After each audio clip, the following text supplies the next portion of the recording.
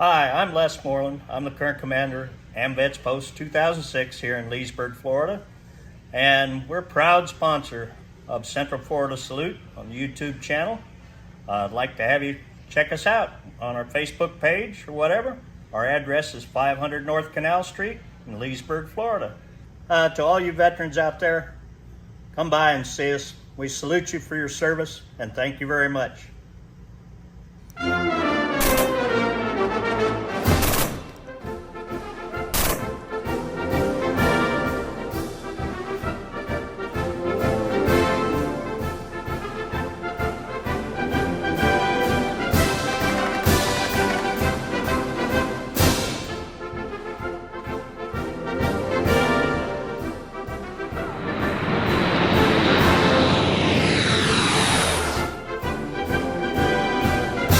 Hello and welcome to Central Florida Salute YouTube. I'm your host, Bob Peters, and with me is an Army veteran, United States Army, Vietnam veteran, as a matter of fact, Michael Hertz. Yes, sir. Hertz Cars, you have any relation? There's a few stories about that, but I'll keep those to myself, thanks. Okay. Mike, I had the opportunity to meet him over there at the Q. We just came over from over there, and this is his album here. And we're going to talk about the songs and everything, but first we're going to get to know a little bit more about Mike. You are a Vietnam veteran, as I said, and tell us a little bit about yourself. I was born in northeastern North Carolina, grew up in southeastern Virginia. When I finished high school in southeastern Virginia, I was drafted into the Army, and that sort of changes your life when those things happen. So I have eventually had an opportunity to go to college, get a college degree, and met my lovely second wife, and had an opportunity to reconnect with the gentleman with whom I served in Vietnam, and out of that, this music has evolved, and it's been an interesting sequence of events over the last 3, 4, 5 years, which the music has played a big part in that. Yeah, we're going to talk about that, but you tell us about when you went in the Army. You went and you were deployed in, what, 1971, was it? And you were, yeah, I was drafted in 1970, arrived in Vietnam in 1971, assigned to the 1st of the 52nd Infantry, 198 Light Infantry Brigade, Americal Division out of Chu Lai, Vietnam. And we served in Quang Ngai Province and the villages 25 clicks south of Chu Lai, and then points west into the mountainous jungles between the South China Sea and Laos. I understand you saw a lot of action, and you walked point for quite a bit, right? I did. I walked point for my platoon most days. Some days I was fortunate enough to not walk point. I walked second in the line. However, most of the time I was the point man for my platoon. Yes, sir. Well, I thank you for your service and welcome home. I appreciate it. You as well. So tell us about, I don't want to get into stories in Vietnam. Your stories and what you're getting over with is in your music. They're telling your stories. It's a healing process, correct? It is. As most Vietnam veterans understand, and when we came home, we were not greeted with parades and a lot of ballyhoo. We were often shunned. We were, depending upon where you live, there were some instances which were significantly worse than others. I fortunately grew up in a Navy town, so some of my experiences were not as bad as others. However, I did realize after I came home that having been a Vietnam combat veteran, what I had seen and done on a daily basis in Vietnam would not be shared with anyone, ever. That's just not going to happen. My mother knew I was in Vietnam. She did not know what I did on a daily basis. My sisters, my brother, all knew I had been there, did not know what I did, and they didn't ask me either. My first wife, my daughter, knew I had been there, did not ask me. My current lovely wife did not ask me. All knew that I had been there, but they knew that I wouldn't discuss it with them. So for 45 years, all of that hubris stayed deep inside, and I would not let it percolate out the top. I refused to let it percolate. But one day, yes, sir. One day, I was sitting at my computer, minding my own business, and I said, I think I'll do a search for the fire support base on which we served, my battalion, the 1st of the 52nd Infantry. So I did that. I typed in LZ Stinson, Landing Zone Stinson, and it popped up on my computer screen. Dozens of photos that guys had taken while they were there and had eventually downloaded onto the internet. And I'm looking at these pictures and I'm going, oh my God! I'm sitting in my chair shaking because all of this stuff came flooding back into my mind. My stomach started churning, and I'm going, I'm not sure I can do this. So I got up out of the chair and I walked away. 30 minutes later, I settled myself back down. I went back in, sat back down, and I was a little more composed, and I scrolled through some of the pictures, and I looked at them, and I said, yeah, I remember this bunker line, I remember all of these things that I hadn't thought about in many, many years. Eventually, from that investigation, I discovered a link that said roster 1st of the 52nd Infantry. And I went, I wonder what that is. I clicked on it. Hundreds of names and a roster came listing in alphabetical order. And I'm going, oh my goodness, these are the guys who served in the 1st of the 52nd Infantry from 1967 to 1971 when that battalion was in Vietnam. So I'm sitting there again, shaking, tears running down my face, and I started scrolling some of the names. I went, oh, I knew that guy. I knew that guy. I knew that guy. So after scrolling through a number of names, I made a fateful decision to contact the fellow who hosted that roster. I sent him a message and told him who I was, when I had been there, with whom I had served. He gave me the name of my fellow who was the Alpha Company contact. And I sent him a message. And I don't remember if we communicated by email, but we may have eventually talked on the telephone as well. And so he asked me several questions, which is something that you have to do in a veteran-related situation, because if I couldn't have answered the question he asked, he knew that I wasn't really a 1st of the 52nd Infantry soldier. So I assumed that I answered them all correctly. And he asked me who my platoon sergeant was, who were the other guys in my squad, etc., and I named them. And then there was one in particular who had been a close friend, and he was my radio telephone operator, my RTO. And I said, and Willie Lee was my radio telephone operator. He was my RTO. And the gentleman whose name is Dan Young, I will see him in about 2 weeks at Fort Benning. He said, Willie Lee lives here with me in Alaska. And I went, you're kidding. He said, I am not kidding. Willie Lee lives here in Alaska. I went, oh my goodness. So he eventually told me about the reunion group that they have that had been meeting for a number of years. However, I'd been hiding, so I didn't know about it. Well, now I had opened the door, and he told me about the reunion. We eventually got to go the following year, and I reconnected with the 52nd Infantry reunion group, and everything else that has come out of this music and out of that situation that has evolved was with that fateful decision to search for LZ Stinson. Yeah, we were over a little while ago, you and I and Colonel Rick Basinger and James Floyd at the Q, and we played several of your songs, and I was touched. I tell you what, I was really touched, and we're going to play some of them. We're going to insert them into this show. Yes, sir. And I want you to talk a little bit about the particulars. One of them is Midnight in July. Well, we named the album Midnight in July.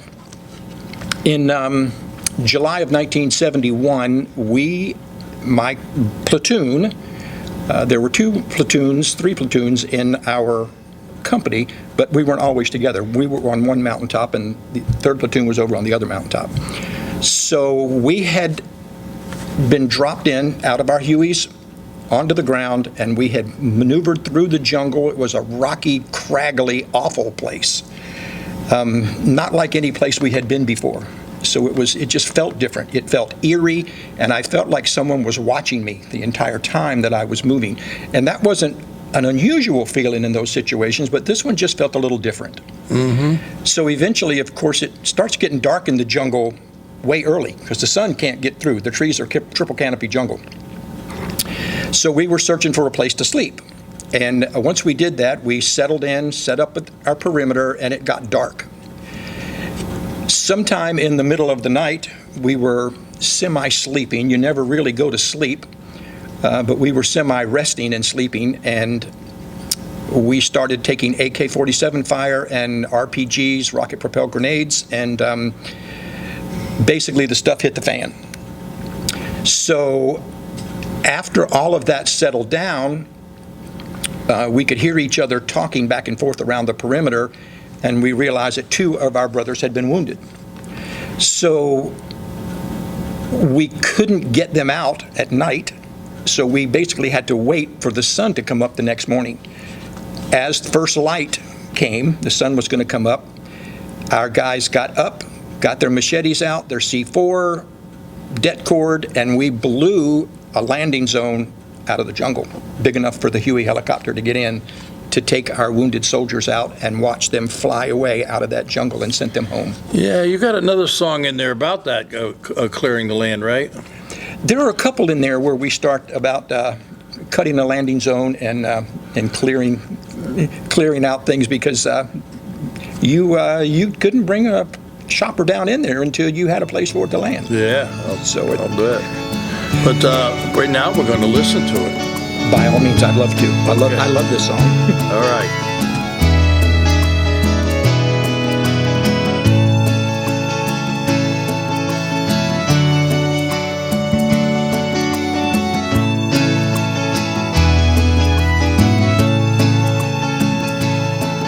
On a mountaintop, they dropped us in a place that we had never been.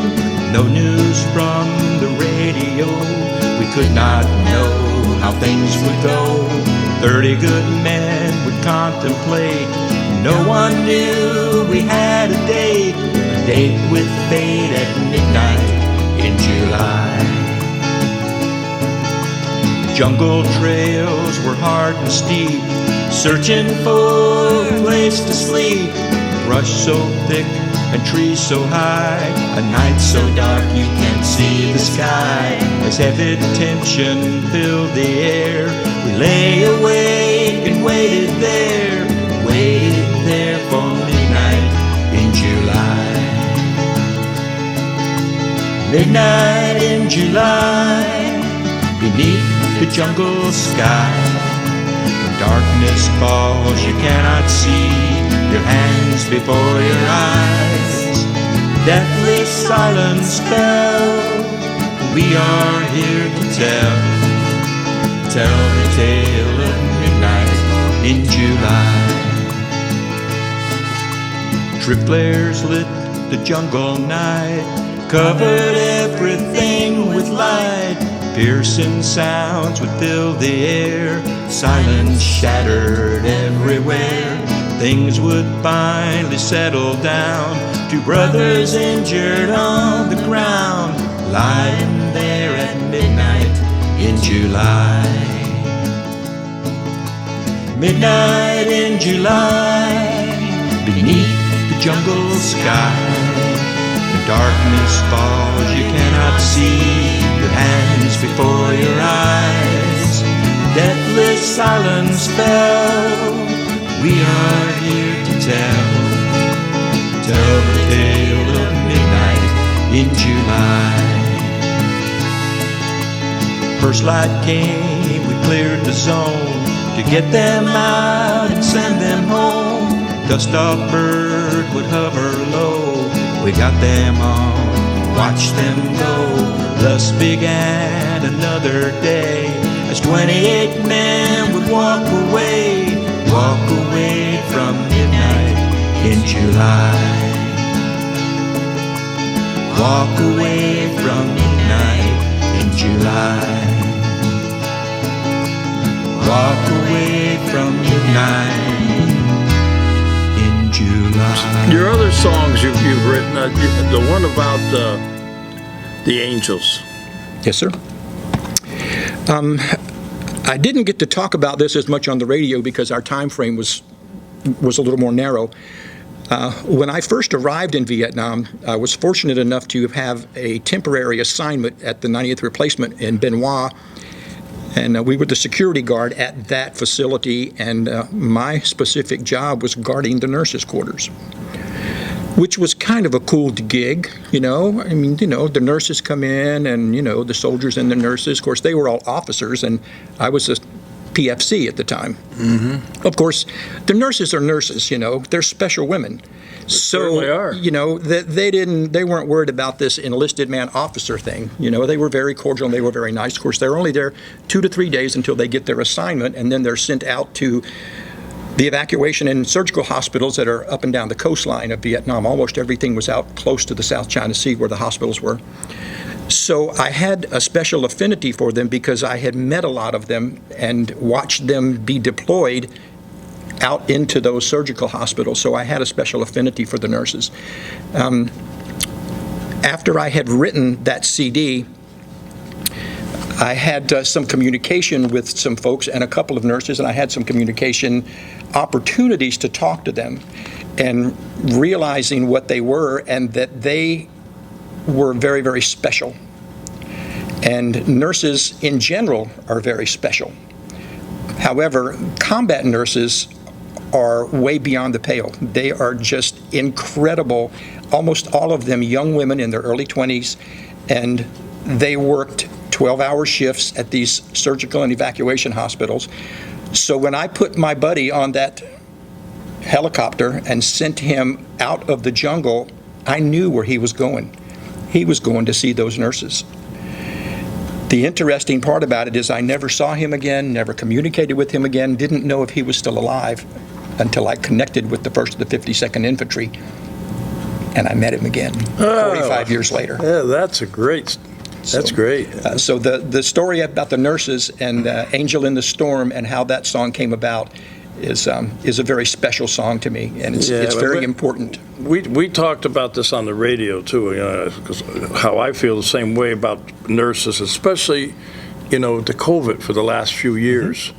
What those men nurses and women nurses, what went through during COVID, they're unbelievable. You know, the mental strain and everything, and what they do for us. Absolutely phenomenal that they can handle the mental strain and understand the science and what's involved in taking care of whomever it may be in a specific situation, and almost always make the right decision. Always. And like I said, I like that song a lot. I'm glad you do. And we're going to hear it now. Terrific.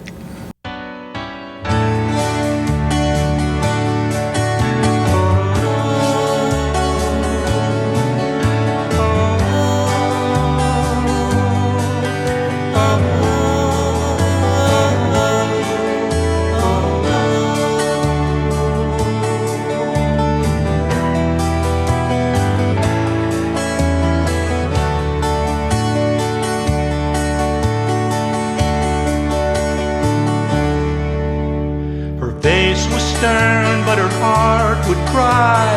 The dust off settles and out of the sky. Time is of the essence here. She'd have to wait to shed a tear. The days were rough, the nights were long, but she was tough and she was strong. The task was hard, she'd perform, for she was an angel in the storm. Yes, she was an angel in the storm.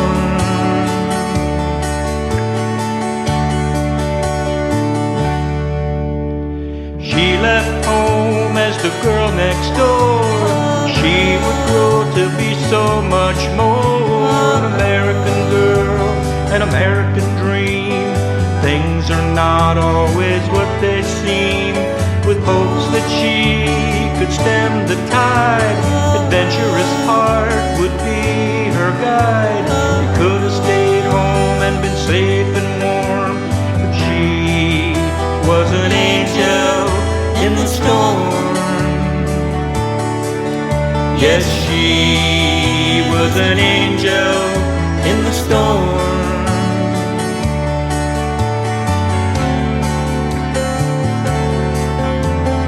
Traded in her old blue jeans for jungle boots and green fatigues. She could not know she'd pay the cost for experience gained, of innocence lost.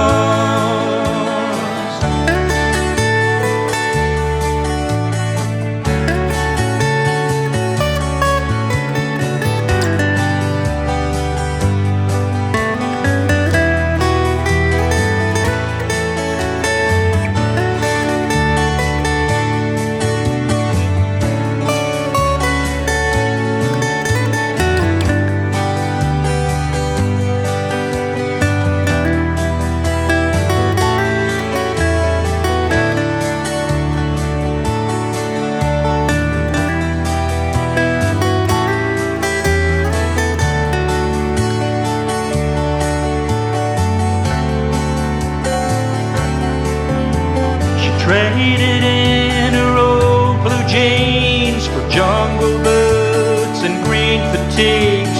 She could not know she'd pay the cost for experience gained, but innocence lost. Life would be forever changed, heart and soul were rearranged. She'd hide the memories from you and me, locked away for eternity. The months of war had taken their toll. Time has a way of healing the soul. She'd do her best, try to conform, for she was an angel in the storm. Yes, she was an angel in the storm. Oh, she was an angel in the storm.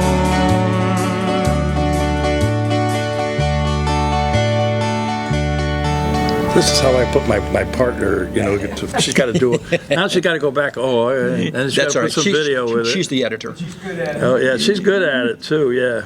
And I like it, so it's good. Yeah. Mike, some of your other songs here, I mean, we can talk about them all, but the one, Bear the Weight. Bear That Weight developed out of a question.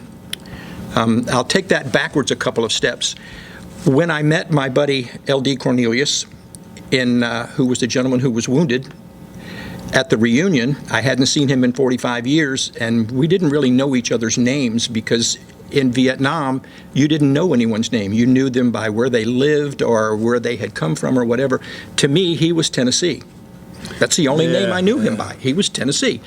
So when I was standing there talking with a couple of the other fellows at the first reunion I attended, and I mentioned that situation, and one of my buddies, Willie Lee, said, "That's L.D. Cornelius. He's standing right over there." And I went, "Oh, my God." So I walked over, told him who I was, that I had been with him the night that he was wounded, and had helped cut the landing zone and secure that landing zone to get him out the next day. And if you can imagine two grown men, 47 years old, standing there with tears running down your face, hugging each other and just telling each other, "I am so glad that you are here." And it's an experience that most of us don't get to do, but some of us do. Yeah, I got to tell you, Mike, I've been doing about 600 shows with all the different groups, World War II, Korea, Vietnam. Joe Finch was a helicopter pilot, and he's been awarded the Distinguished Service Cross. And I remember him telling me about a story where they went down and they were getting under fire, and there was a wounded soldier out there, and that guy said, let's go, let's go, let's go. And he says, you get out of there, go get him. We ain't going anywhere till you get him. And they got the guy, and they put him in the helicopter. The guy looked up at Joe. And you know what? Years later, he met him. Mm-hmm. You know, because he knew his...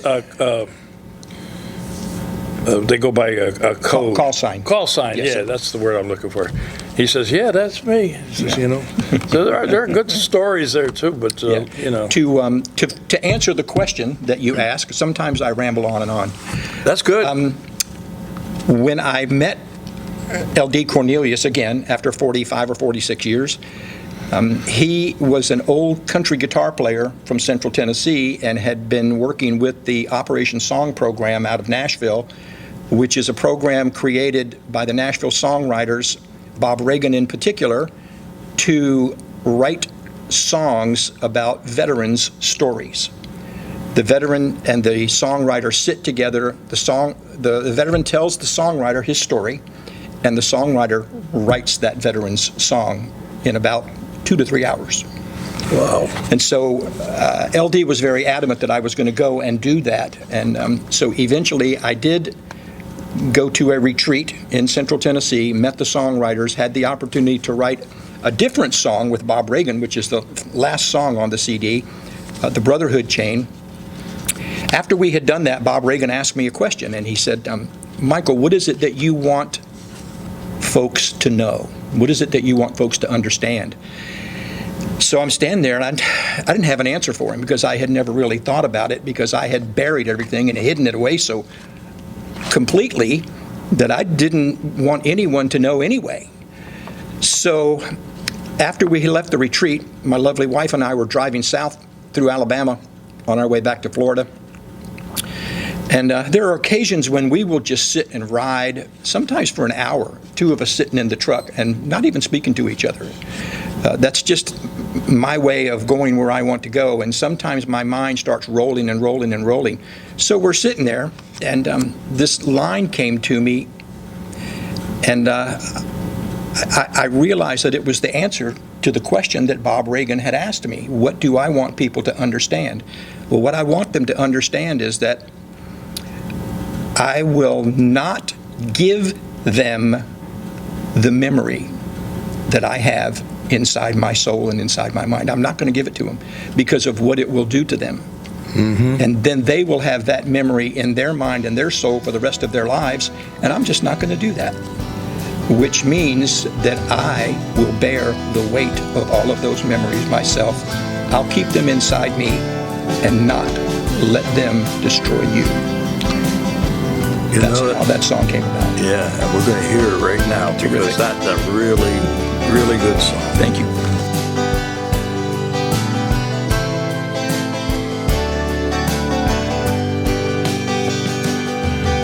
You say you want to understand just what I'm going through. My silence is so deafening with thoughts that misconstrue.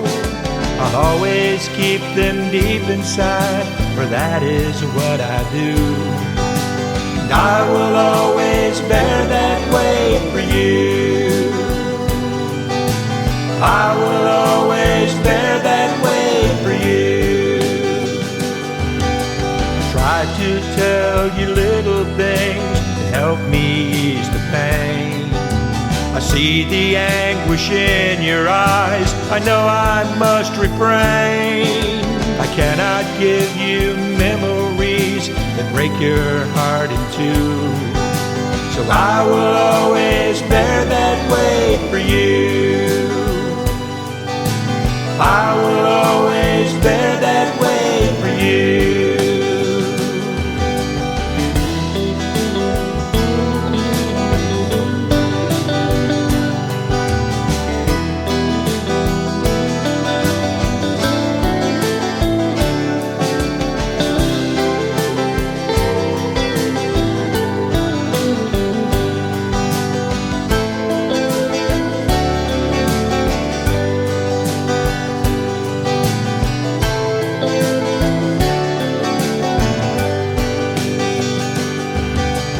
Save you from the agony that's caught inside my mind. Visions of a war I cannot seem to leave behind. I will not give you memories that break your heart in two. Yes, I will always bear that weight for you. I will always bear that weight for you. The demons deep inside my mind, at times I can't explain. They burrow down inside my soul and smother me again. They'll spend all of eternity hidden there from view. For I will always bear that weight for you.